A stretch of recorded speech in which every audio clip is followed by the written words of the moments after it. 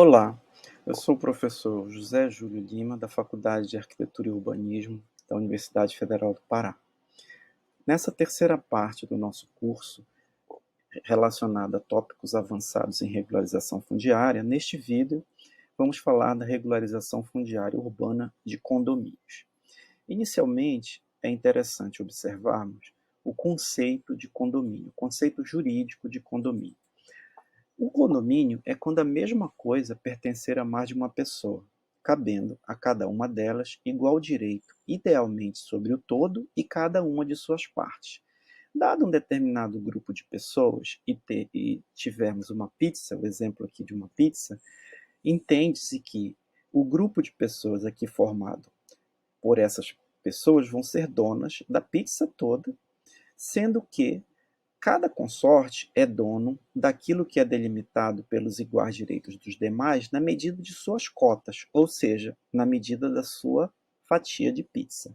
Esse conceito é importante porque ele nos ajuda a entender a base legal que vai ser trabalhada no caso urbanístico e arquitetônico das edificações e das áreas que possam ser parceladas.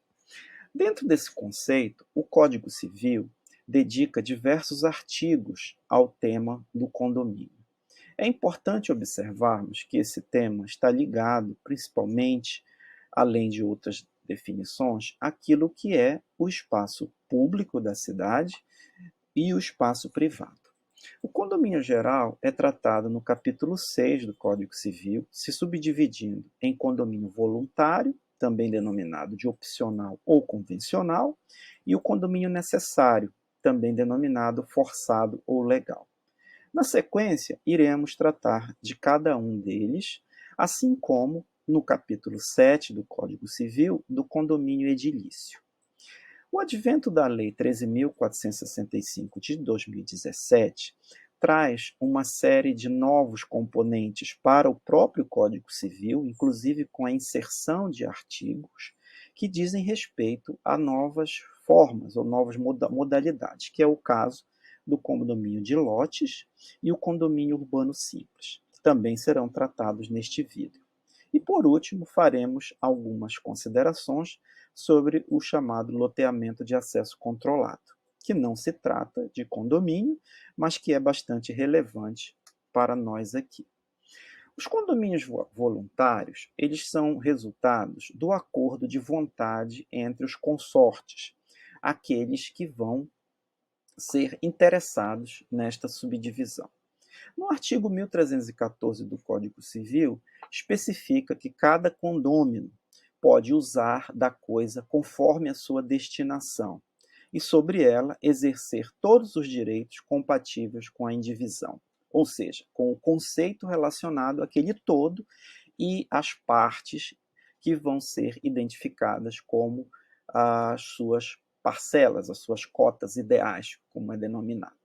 Além disso, dada essa condição,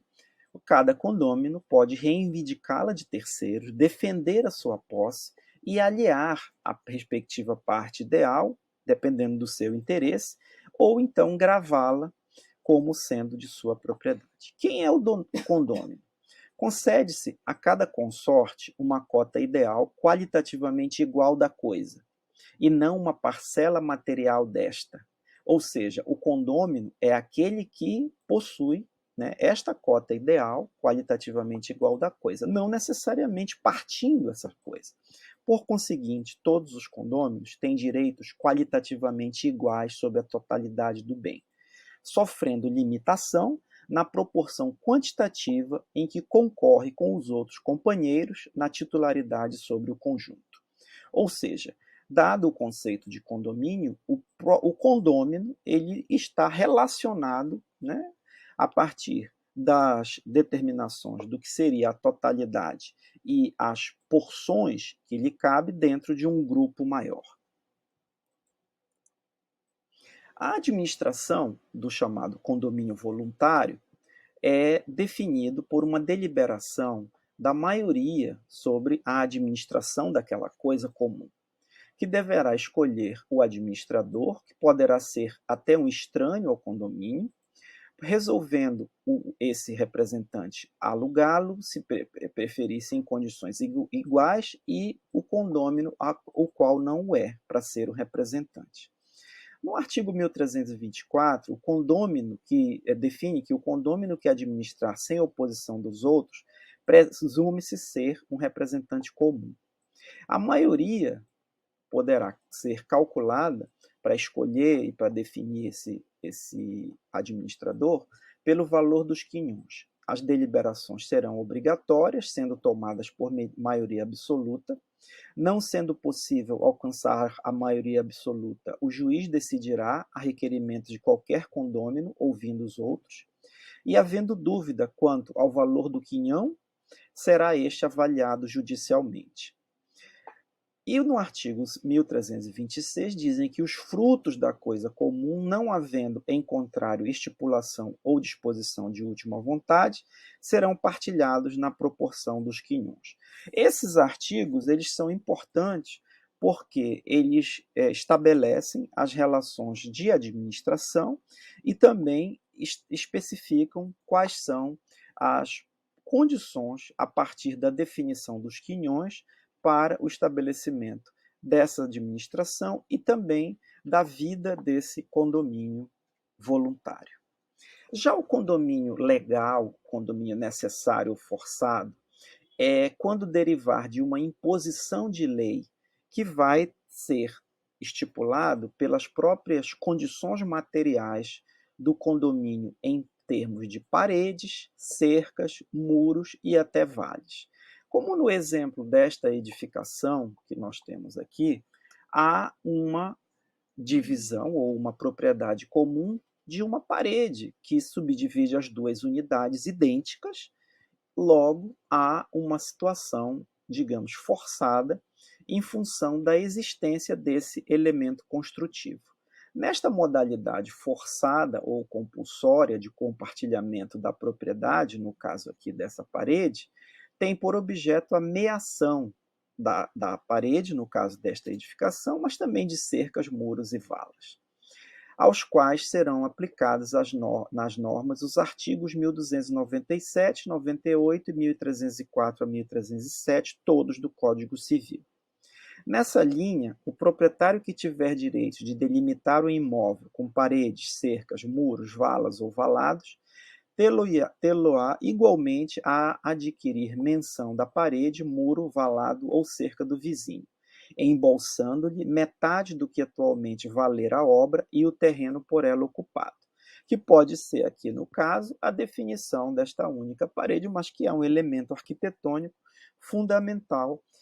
inclusive estruturalmente, para a existência dessas duas partições.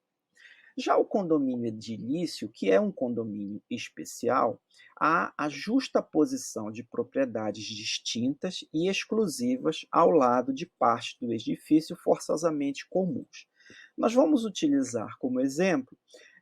duas edificações representadas na figura mais à esquerda, como um edifício vertical,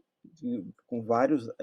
pavimentos, e um edifício também vertical com um número menor de pavimentos, representados pela elevação e pela representação do corte aqui na ilustração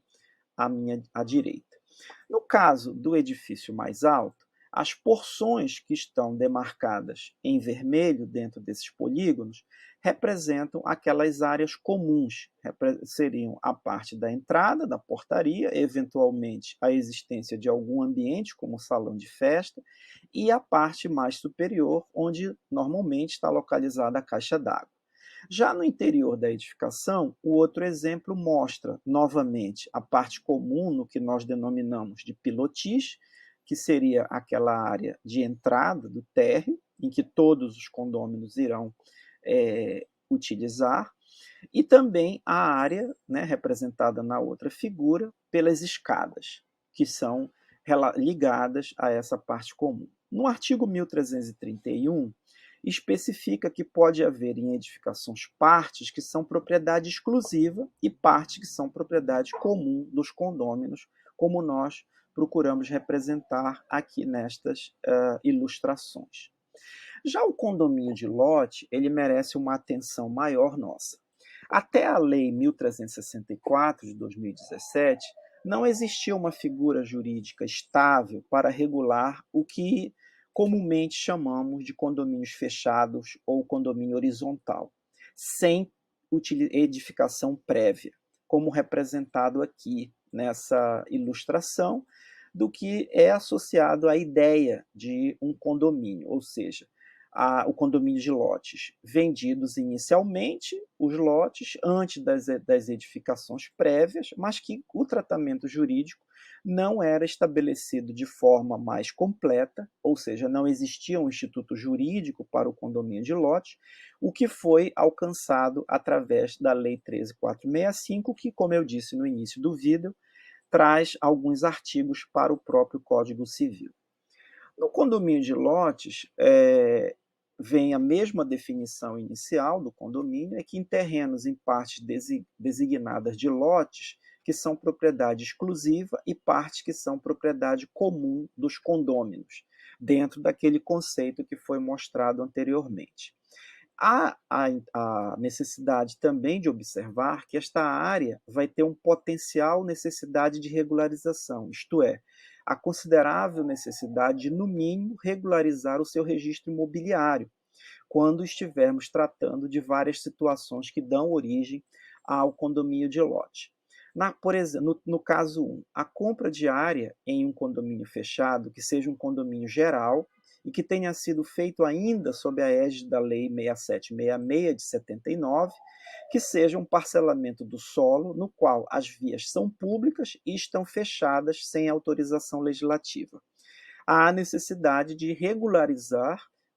este condomínio, esta área, né, em função agora da Lei 13.465, com o reconhecimento da existência dessas situações de propriedade, de serem áreas privadas e áreas que são públicas dentro da noção do que vai ser utilizado por todos os condôminos. Ainda a realização de parcelamento com autorização de fechamento de natureza precária, que pode ser revogada a qualquer momento. Isso vai ser objeto, inclusive, de várias definições que vão ser faladas a seguir. Além disso, o parcelamento feito sob várias modificações no registro, que viola a Lei de Registros Públicos, a Lei 6017 de 1973, que acabam gerando insegurança jurídica, demandando retificação das áreas em questão para a modalidade de condomínio de lotes.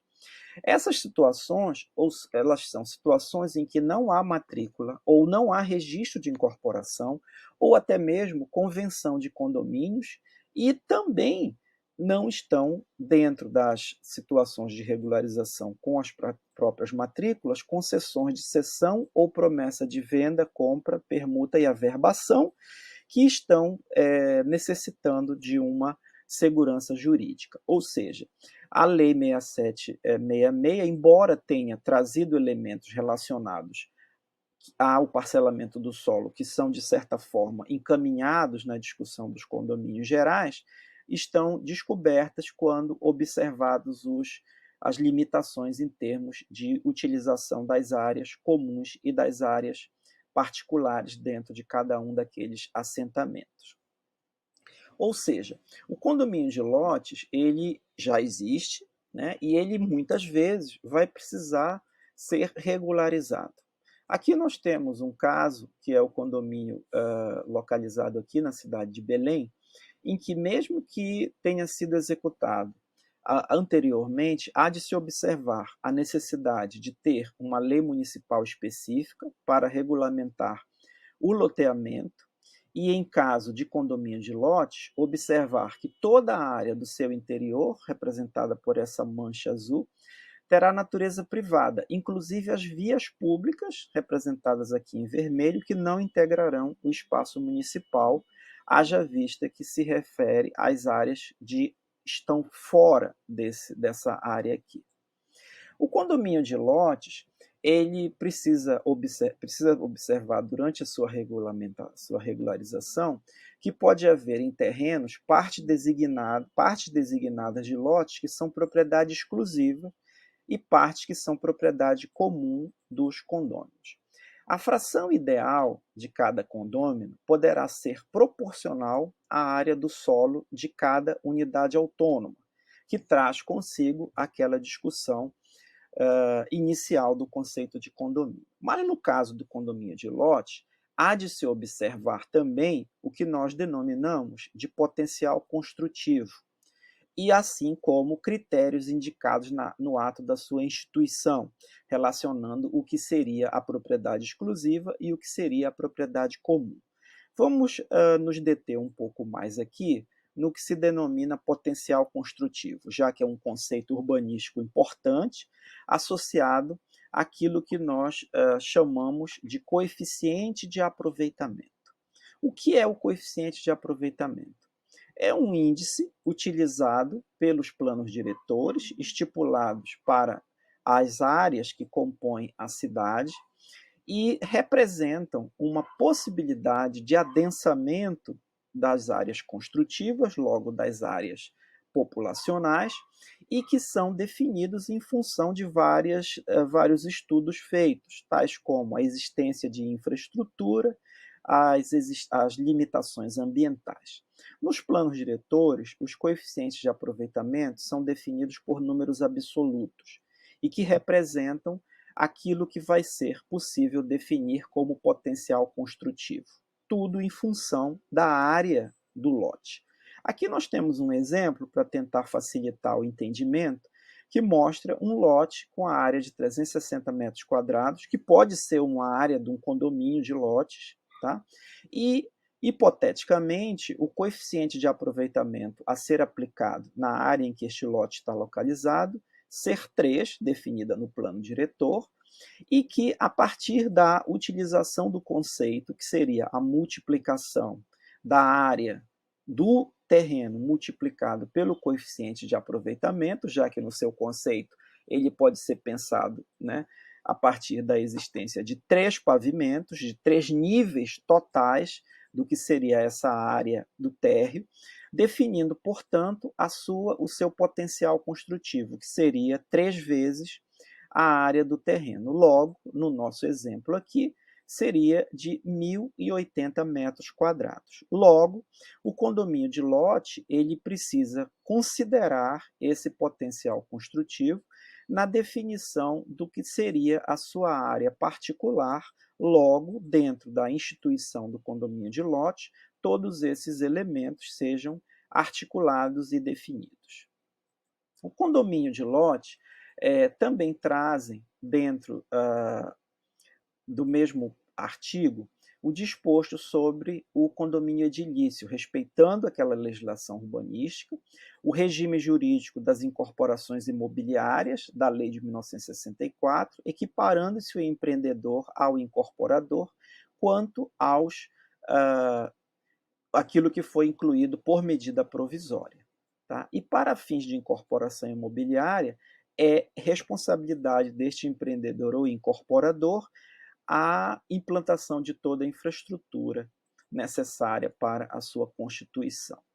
Também é importante chamar atenção para situações que não são tão extensivas, mas que se enquadram no que nós estamos examinando como condomínio de lote, que são quando estão relacionados à fração ideal mantendo o mesmo conceito, mas em situações em que seja uma única rua ou praças ou demais áreas que não são transferidas para o município e continuam sendo propriedade privada, pertencentes aos titulares dos lotes de acordo com a respectiva fração ideal. Para isso, trazemos uma situação da Vila Cordeiro, aqui na rua João Balbi, na cidade de Belém, em que, por menor que seja, deve ser considerada a existência do condomínio de lotes em função desta entrada que vocês veem aqui no portão e também a rua que dá acesso a todas as casas. Essa questão da existência do acesso e da subdivisão leva à necessidade de, a partir da Lei 13.465, observar nos seus artigos 61 e 63 a instituição do condomínio urbano simples, que é quando o mesmo imóvel contiver construções de casas ou cômodos, que pode ser instituído para fins de reurb, o condomínio urbano simples, respeitando os parâmetros urbanísticos que já foram tratados, e discriminados na matrícula a parte do terreno ocupado pelas edificações e as partes de utilização exclusiva e as áreas que constituem passagem para as vias públicas ou para as unidades entre si. Isso é muito importante, principalmente para dirimir conflitos que possam ocorrer quando há a subdivisão, por vezes, de uma mesma família, mas que precisam estar especificados. Para isso, nós trazemos um exemplo a partir de uma edificação. Digamos que nós tenhamos inicialmente o caso que não é um condomínio, mas uma edificação que seja composta por vários cômodos e que esses cômodos, para se ter acesso, é necessário passar por cada um deles para se alcançar os demais. Não se constitui um condomínio urbano simples este desenho, na medida em que não há a existência de uma área que sirva de acesso. Já embaixo, no desenho, é uma espécie de reforma que estamos propondo para o melhor entendimento, e aquela edificação única foi subdividida em 3 outras. E essas edificações, elas possuem uma área de passagem que está representada por essas linhas vermelhas, essas áreas vermelhas, que seriam a área condominial, que serve de acesso. Ou seja, o condomínio urbano simples, em um imóvel, como é o caso aqui, teria um acesso independente para cada unidade, que seria absolutamente diferente do caso da edificação mostrada inicialmente, do caso superior, e que também teria a passagem para as vias públicas ou para as unidades entre si, que está representado em vermelho nessa área, nesse desenho de baixo. O condomínio urbano simples só tem área de passagem comum, enquanto o condomínio de lote, que foi mostrado anteriormente, além da circulação, o que seria equivalente a essa área de passagem, poderá conter equipamentos comuns, como praça, lavanderia, piscina, salão de festas ou até mesmo situações em que nós temos uma cozinha coletiva. Por último, vamos tratar aqui do loteamento de acesso controlado. Considera-se loteamento, novamente, a subdivisão da gleba em lotes destinados à edificação, com abertura de novas vias de circulação ou logradouros públicos, assim como prolongamentos ou modificação ou ampliação de vias existentes. Isso segundo a Lei 6766 de 79. Com o tempo e com os arranjos urbanísticos e edilícios, foi entendido que fica lícita a fiscalização do ingresso de pessoas no interior daquele loteamento através da requisição de documentos de identificação para o cadastro na portaria ou acesso. Porém, em se tratando de área pública, não é permitido, no caso do interior aqui, barrar o ingresso de qualquer condutor ou pedestre que se identifique e se submeta ao cadastro. Esse último caso, ele termina aqui para nós o vídeo, tentando fazer um panorama das várias situações urbanísticas e legais que normalmente são tratadas de forma unificada naquilo que nós chamamos de condomínio. Para a complementação do entendimento desse vídeo, é muito importante você visualizar os demais vídeos que tratam especificamente das situações de matrículas, das situações que são possíveis realizar a regularização fundiária urbana. Muito obrigado.